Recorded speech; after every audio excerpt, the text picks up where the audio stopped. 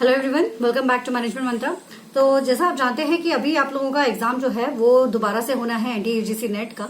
तो कुछ ऐसे टॉपिक हैं जिनको बिल्कुल भी मिस नहीं किया जा सकता, जो हर साल एग्जाम में पूछे जाते हैं। तो वही टॉपिक आप लोगों को पेपर 1 के लिए मैं बता रही हूँ कि इन टॉपिक को एक बार रिवाइज दोबारा से कर लीजिए, है ना। तो इससे क्या होगा कि आपका जो एग्जाम है वो और ज्यादा बेहतर हो पाएगा।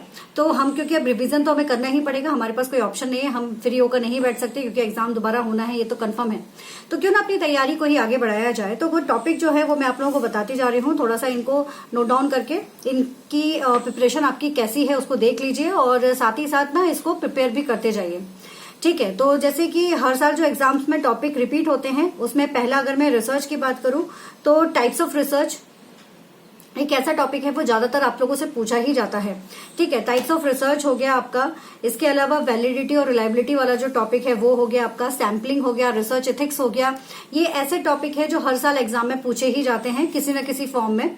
ठीक है, फिर इसके बाद अगर नेक्स्ट में बात करूं आप लोगों से कम्युनिकेशन की, तो कम्युनिकेशंस में आप अगर देखोगे ना तो वेरियस इन कम्युनिकेशंस और कम्युनिकेशन मॉडल के ऊपर बहुत क्वेश्चन आता है। वेरियस इन कम्युनिकेशंस तो पूछा ही जाता है ज्यादातर, और कम्युनिकेशंस को टीचिंग एप्टीट्यूड के साथ रिलेट करके भी काफी क्वेश्चंस बनाए गए हैं। जो क्लासरूम कम्युनिकेशन है उससे रिलेटेड भी, इफेक्टिव कम्युनिकेशन से रिलेटेड। तो इसलिए बैरियर्स ऑफ कम्युनिकेशंस बहुत इंपॉर्टेंट है, इसको अच्छे से जरूर कीजिएगा। टीचिंग एप्टीट्यूड की अगर हम बात करें ना तो उसमें जो आप लोगों का बूम्स टेक्नोलॉजी और गैन्स की जो टेक्सोनॉमी जो है वो बहुत ज्यादा इंपॉर्टेंट है। ये ब्लूम्स और गैनी की जो टेक्सोनॉमी है जरूर एग्जाम में पूछी जाती है। इसके साथ ही साथ जो लाइक आप लोगों के जो टीचिंग मेथड्स हैं वो कौन कौन सी हैं। टीचर और लर्नर सेंटर्स वाला जो फंडा है वो हो गया। इवैल्यूएशंस मेथड्स हो गई, वो हो गया। फॉर्मेटिव इवैल्यूएशन, समेटिव इवैल्यूएशंस, ये हो गया आपका, है ना। स्वयं, मूक, इनके बारे में जो इन्फॉर्मेशन, लाइक ऑनलाइन जो टीचिंग हो रही है वो, ऑफलाइन जो टीचिंग हो रही है वो, ट्रेडिशनल मेथड और मॉडर्न मेथड से रिलेटेड क्वेश्चंस पूछे जाते हैं, तो इनको अच्छे से कर लीजिएगा।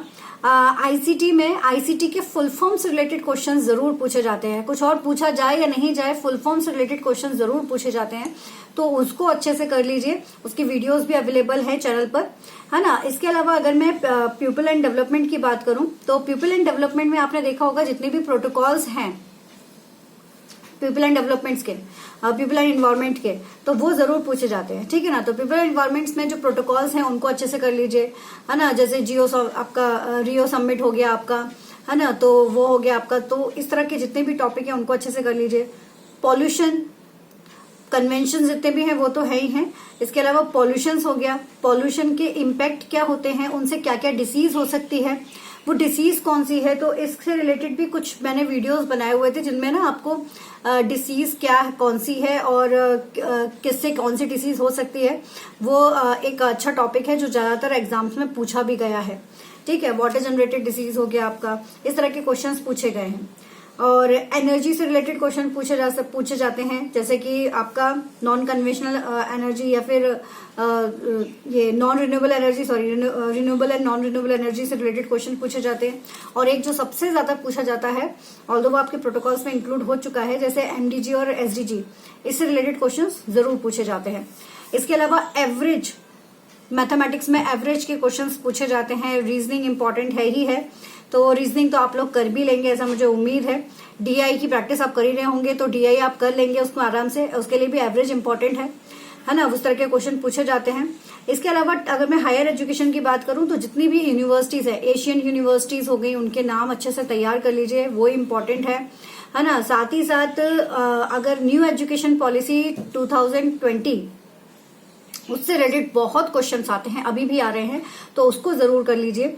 वोकेशनल एजुकेशंस कौन से होते हैं उनको तैयार कर लीजिए। स्किल्स कौन सी रिक्वायर्ड्स होती हैं, और इसी में ही आप देखोगे स्वयं प्रभा, मूक, ना, ये और जितने भी लेटेस्ट अभी जो अपडेट आए हैं हायर एजुकेशन के, उनसे रिलेटेड क्वेश्चन जरूर पूछे जाते हैं।